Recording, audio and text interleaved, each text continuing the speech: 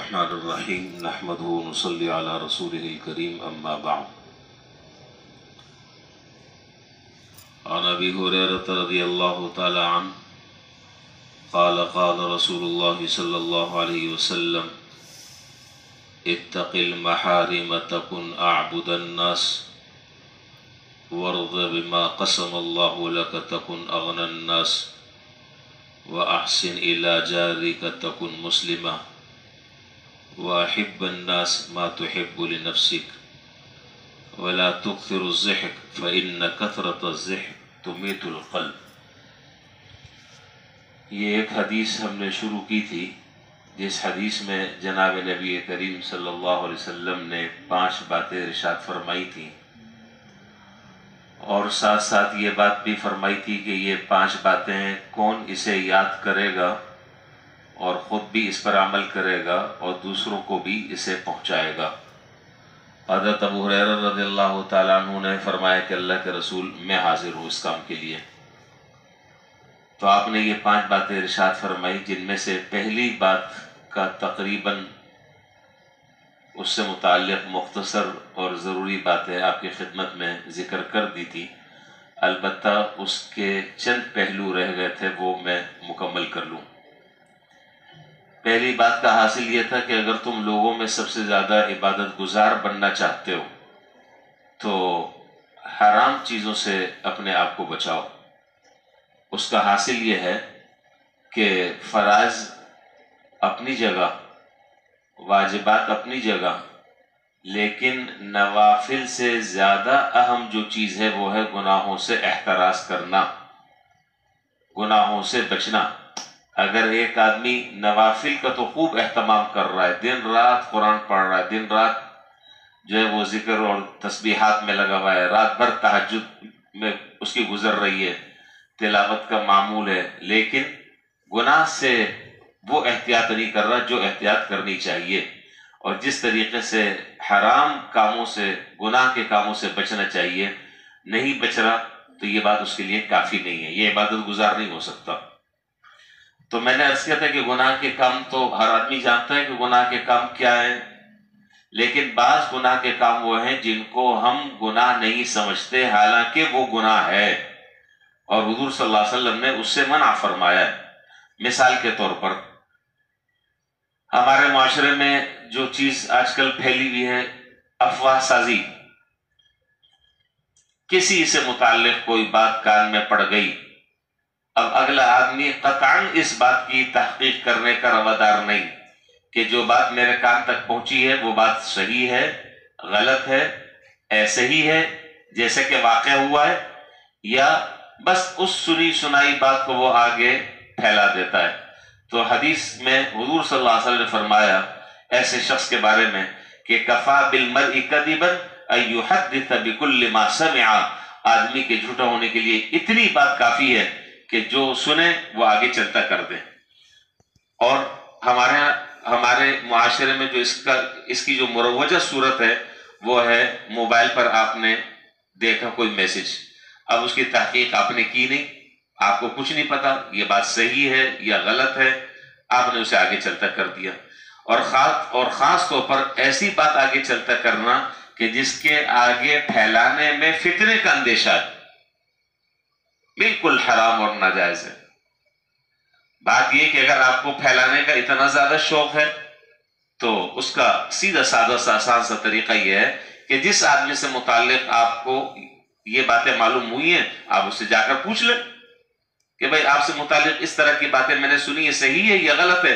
اگر وہ کہہ دیتا ہے کہ جی غلط ہے، آپ کو اس کی بات پر یقین کرنا ہے، ان افواہ سازیوں پر کار نہیں دھرنا ہے، اور اگر وہ کہہ دے کہ صحیح ہے تو بات واضح ہو گئی، ختم بات۔ یہ ہے سیدھا سادہ سا شریعت کا اصول اور شریعت کا مزاج کہ جو بات کار میں پڑے اس کو آگے نہ چلتا کرو جب تک کہ متعلقہ آدمی سے اس کی تحقیق نہ کر لو۔ ایک صورت اس کی یہ ہے۔ تو اگر کوئی آدمی جھوٹی باتیں آگے پھیلاتا ہے، گناہ کی باتیں آگے پھیلاتا ہے تو یہ بھی مجرم ہے، یہ بھی گناہ ہے، اور اس کے نام اعمال میں بھی جھوٹ لکھا جائے گا۔ اسی طریقے سے فرض کریں ایک آدمی جو ہے وہ کہتا ہے کہ جی اللہ کا شکر ہے میں حرام نہیں کھاتا، سود کے پیسے سے میں استعمال نہیں کرتا، الحمدللہ، جوئے اور سٹے کے پیسے میں استعمال نہیں کرتا، الحمدللہ بہت اچھی بات ہے، اور وغیرہ وغیرہ جو بھی جتنی بھی صورتیں ہیں ساری. لیکن جہاں پر کام کر رہا ہے، جہاں پر ڈیوٹی انجام دے رہا ہے، تنخواہ پوری لے رہا ہے، وقت نہیں دے رہا پورا، یہ بھی حرام ہے. اس کو کون دنیا میں آدمی کہے گا کہ یہ جائز ہے؟ یعنی آپ کا سرکار کے ساتھ یا باس کے ساتھ جو آپ کا معاملہ یا معاہدہ ہوا ہے 8 گھنٹے کا، 10 گھنٹے کا، 12 گھنٹے کا، آدھا وقت آپ کام کر رہے ہیں، آدھا وقت جو ہے آپ وہ یاری دوستی میں اور چائے میں اور گپ شپ میں لگا رہے ہیں، کینٹین میں یا اپنے ذاتی کام میں لگے رہے. تو جو وقت آپ نے جس کا آپ معاوضہ لے رہے ہیں، جس کی آپ اجرت لے رہے ہیں، اور وہ وقت آپ نہیں دے رہے ہیں، کیا وہ حلال ہوگا؟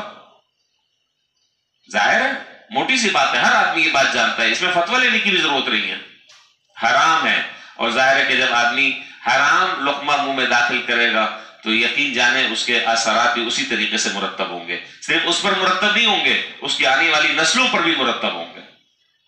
آپ یہ اگر چاہیں کہ جی میں حرام کھا لوں اور میری اولاد جو ہے وہ نیک اور صالح ہو جائے اور فرما بردار ہو جائے، میں سعادت مند لوگوں میں شامل ہو جاؤں، یہ خیال است و محال است و جنوں، ایسا نہیں ہو سکتا. جو کھائیں گے وہ سامنے نظر آئے گا، یہ اللہ تعالیٰ کا طریقہ ہے. 2 باتیں، یہ میں موٹی موٹی وہ صورتیں بتا رہا ہوں کہ جس کو عام طور پر گناہ نہیں سمجھا جاتا، باقی ڈیٹیل اس کی بہت ہے، اس میں تفصیل کا وقت نہیں ہے. اسی طریقے سے مثال کے طور پر اچھے خاصے لوگ اس گناہ کے اندر مبتلا ہیں، اچھے خاصے، اور میں جہاں تک سمجھتا ہوں کہ شاید کبھی خیال بھی نہیں آیا کہ یہ بھی کوئی گناہ کی صورت ہے. چھٹی چاہیے دفتر سے، جھوٹا میڈیکل سرٹیفکیٹ جو ہے وہ ڈاکٹر سے بنوا لیا، نماز اپنی جگہ چل رہی ہے، تسبیح اپنی جگہ چل رہی ہے، روزہ اپنی جگہ چل رہا ہے، تلاوت کا معمول اپنی جگہ ہے، تہجد کا معمول اپنی جگہ ہے، سارے معمولات اپنی جگہ چل رہے ہیں، لیکن یہ غلط بیانی کر رہا، جھوٹا سرٹیفکیٹ لکھوا دیا یا جھوٹی تصدیق کسی سے لکھواتا ہے،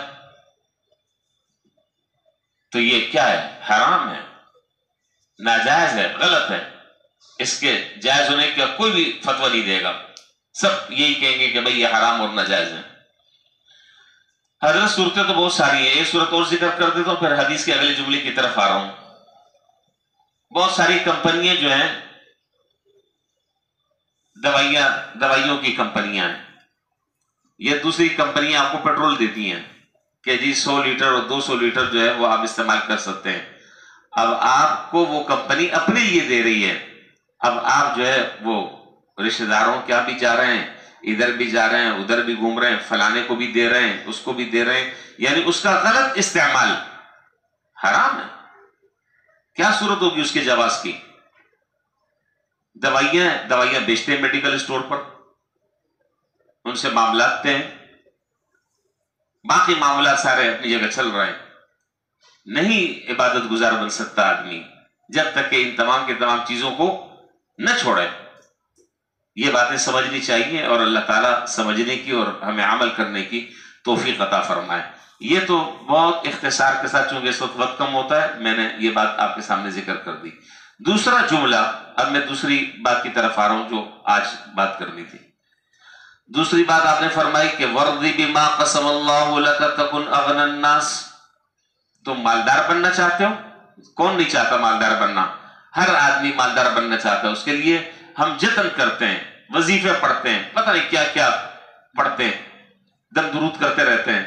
تو حضور صلی اللہ علیہ وسلم بھی ایک نسخہ بتا رہے ہیں، دراصل اس نسخے پر بھی عمل کر کے دیکھ لیں، جہاں اب تک کے بے شمار ٹوٹ کے اور نسخے استعمال کیے ہیں. ایک نسخہ نبوی، آپ دراصل اس کو بھی دیکھیں کیا ہے. وَرْضَ بِمَا قَسَمَ اللَّهُ لَكَ تَكُنْ أَغْنَى النَّاسِ. آپ نے فرمایا کہ لوگوں میں زیادہ مالدار بننا چاہتے ہو تو اللہ تعالیٰ نے جو تمہاری قسمت میں لکھ دیا ہے دل سے اس پر راضی رہو. تم سے زیادہ مالدار اور غنی کوئی نہیں ہو سکتا. کیا باتیں آپ ارشاد فرما رہے ہیں، عام آدمی کا ذہن وہاں تک نہیں جا سکتا.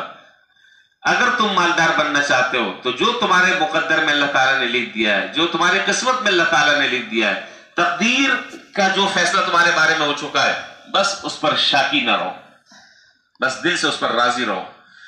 غنی ہمارے یہاں عام طور پر کہا جاتا ہے مالدار کو، مالدار.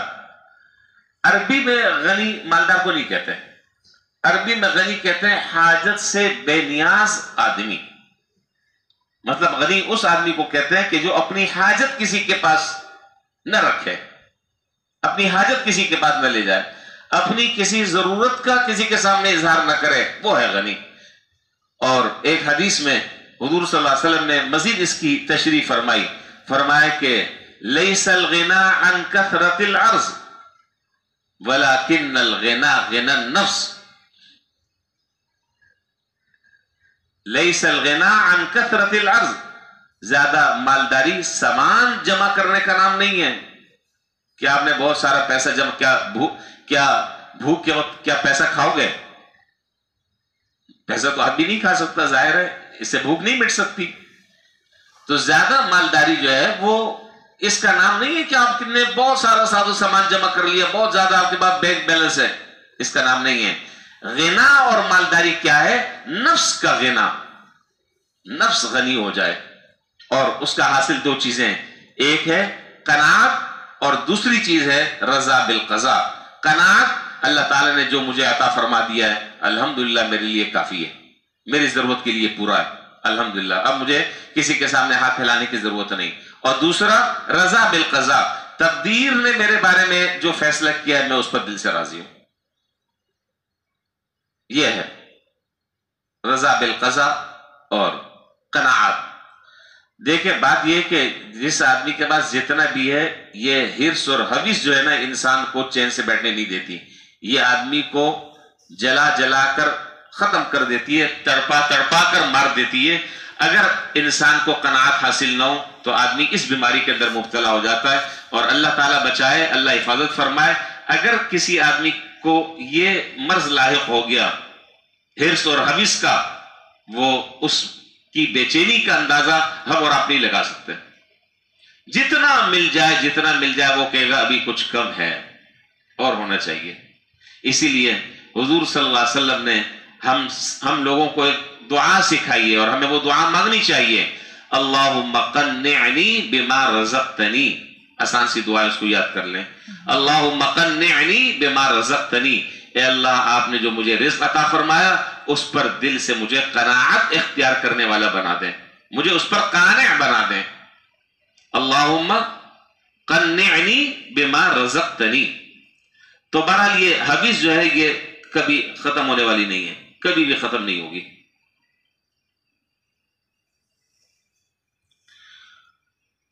اچھا جی, تو بہرحال یہ ہے ساری باتوں کا حاصل. حضرت شیخ سعدی رحمت اللہ علیہ نے اپنی کتاب میں ایک عجیب واقعہ لکھا ہے. واقعہ لمبا ہے, بس میں مختصر سے بیان کر بات ختم کر رہا ہوں. فرمایا کہ ایک سفر کے دوران رات کسی تاجر کے گھر گزارنے کا اتفاق ہوا. کسی تاجر کے گھر رات گزارنے کا اتفاق ہوا. دوست تھا.